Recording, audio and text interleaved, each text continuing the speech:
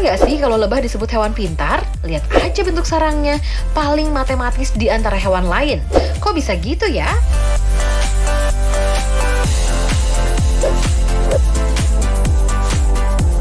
Jadi bukan sulap, bukan sihir ya. Perasaan beli sabun warna-warni. Kenapa setiap habis digosok busanya berwarna putih ya Sobat Kepo? Kemana warna-warna itu pergi? Apakah luntur? Atau ini hanya ilusi?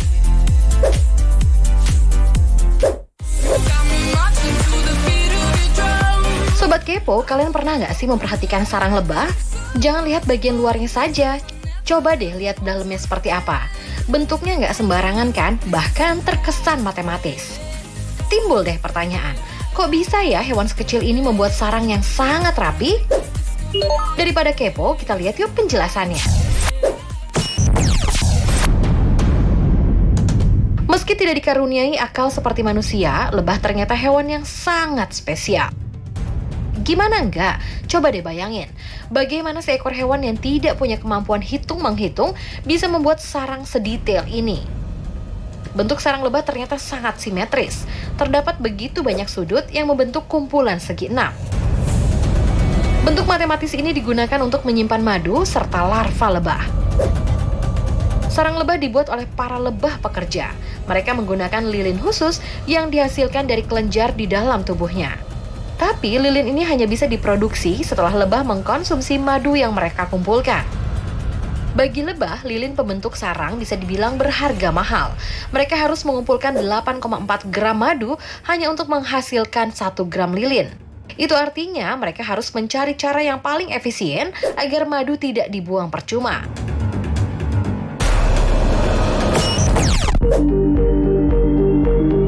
Nah, dengan logika tadi, bentuk segi 6 atau heksagonal adalah bentuk yang paling sederhana sekaligus menguntungkan. Menurut ilmu fisika dan matematika, segi 6 punya beragam keistimewaan. Jika disusun rapi, segi 6 bisa memuat lebih banyak tempat dan tidak memiliki banyak sisa. Strukturnya juga lebih kuat jika dibandingkan dengan lingkaran, segi 4 atau segitiga. Tapi pertanyaannya balik lagi, apakah lebah bisa mikir serumit itu?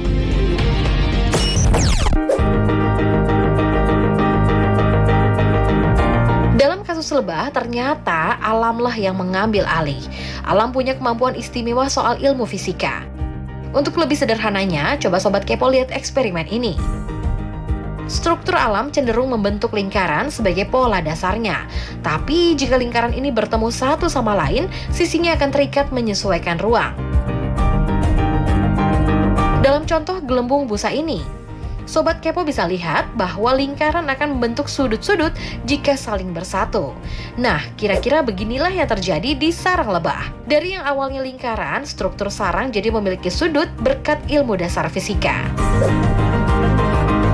Gak cuma sarang lebah loh Sobat Kepo, ada beberapa struktur alam lain yang juga mengandung efisiensi segi 6. Jadi udah gak kepo lagi kan sekarang?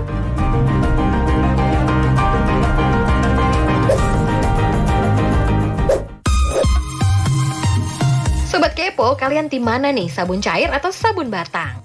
Nah, mau cair atau batang, keduanya memiliki fungsi yang sama ya, yaitu membersihkan badan kita dari kuman. Para cewek milih sabun selain dari aromanya, biasanya dari warnanya, iya kan? Padahal ya Sobat Kepo, mau warna sabunnya merah, kuning, hijau, atau biru, tetap saja busanya berwarna putih. Tapi kok bisa ya? Kenapa busa sabun berwarna putih padahal sabunnya warna-warni? Ini dia penjelasannya Sobat Kepo. Sebenarnya saat kita mencampurkan sabun dengan air, kita juga mencampurkannya dengan udara. Hasil pencampuran sabun dan air akan menghasilkan gelembung yang merupakan usaha untuk menghindari kontak langsung dengan udara. Hal ini mengakibatkan adanya lapisan sangat tipis yang terbentuk oleh udara di dalamnya. Inilah yang kita sebut dengan gelembung. Udara di dalam gelembunglah yang menyebabkan warna putih pada busa. Sebelum lebih lanjut, mari kita bicara soal warna. Bagaimana mata kita dapat membaca warna? Warna yang sering kita lihat merupakan hasil dari gelombang panjang yang kemudian diserap lalu dipantulkan atau disebarkan hingga tertangkap oleh mata. Tentunya hal ini terjadi karena adanya bantuan cahaya ya Sobat Kepo. Jika sabun kita berwarna merah, itu berarti sabun tersebut menyerap semua warna spektrum kecuali merah dan hanya memantulkan warna merah.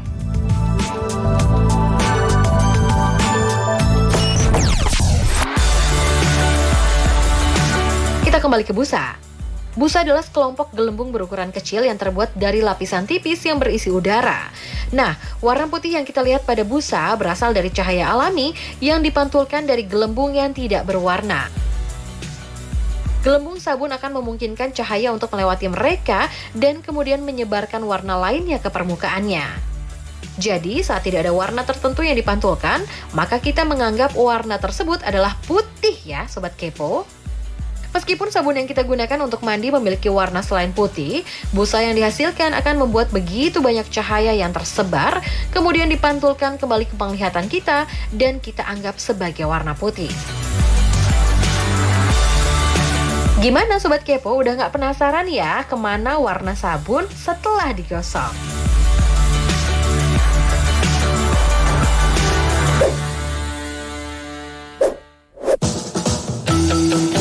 Sobat Kepo pernah menyantap makanan di pesawat? Bagaimana rasanya? Siapa nih yang setuju makanan di pesawat tidak senikmat di darat? Ternyata bukan cuma perasaan kita aja, tapi memang ada penelitiannya. Seperti apa ya ulasannya?